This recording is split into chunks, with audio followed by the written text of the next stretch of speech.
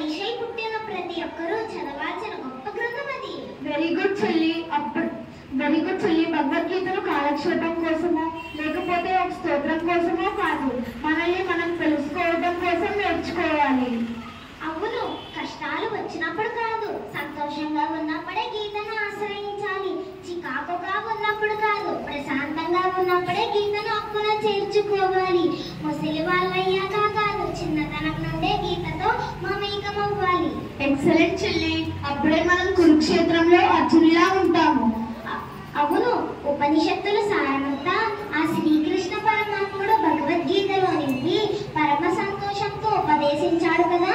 అది ఉపదేశం కన్నా గొప్పది, సాక్షాత్ భగవంతుడు బోధించినది కనుక విన్నది నలుగురైనా యుగ యుగాల వరకు తరతరాల వరకు మార్గదర్శకంగా ఉంటుంది. ఎవరెవరు విన్నారన్నయ్య? అర్జునుడు, జెండాపై కపిరాజు అంటే హనుమంతుడు, వ్యాస మహర్షి, అశరీరంగా ఉన్న సంజయుడు విని ధృతరాష్ట్రునికి చెప్పాడు. అందుకేనా ధృతరాష్ట్ర వాచ, అర్జున వాచ, సంజయ్ వాచ, భగవాన్ వాచ ఉంటుంది.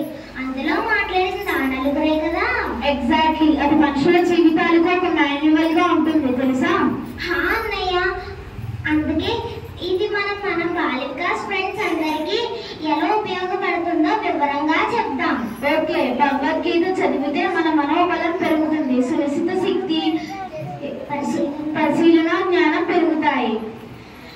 ప్రేమించే గుణము, సేవించే గుణము పెరిగి అసూయ నిరాశ వంటివి పోతాయి. ఫలితం ఆశించకుండా నైపుణ్యం పెరుగుతుంది, గ్రాస్పింగ్ పవర్ పెరుగుతుంది, జ్ఞాపక శక్తి పెరుగుతుంది, ఉచ్చారణ స్పష్టమవుతుంది, మన ఇమ్యూనిటీ పవర్ పెరుగుతుంది. స్టేజ్ ఫియర్ ఉండదు, చెప్పవలసిన విషయాన్ని స్పష్టంగా చెప్పే ధైర్యం వస్తుంది. ఎన్నో స్కిల్స్ పెరుగుతాయి. అందరిలోనూ దైవత్వమే చూస్తాము. మన కర్తవ్యాన్ని సమర్థవంతంగా నిర్వర్తిస్తాము. ఇది మన మత గ్రంథం కాదు, మనిషి గ్రంథం. అన్నయ్య, ఈ భగవద్గీత శ్లోకం పాడదామా? తప్పకుండా చెల్లి.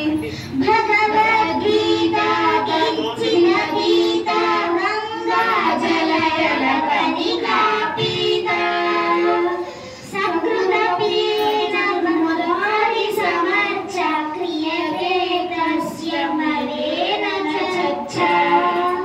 భావం, ఎవరైతే భగవద్గీతను అధ్యయనం చేస్తారో, గంగా జలాన్ని కొంచెమైనా తాగుతారో, కొంచెమైనా శ్రీకృష్ణుని పూజిస్తారో వాళ్ళకి అపమృత్యు దోషం అపమృత్యు భయం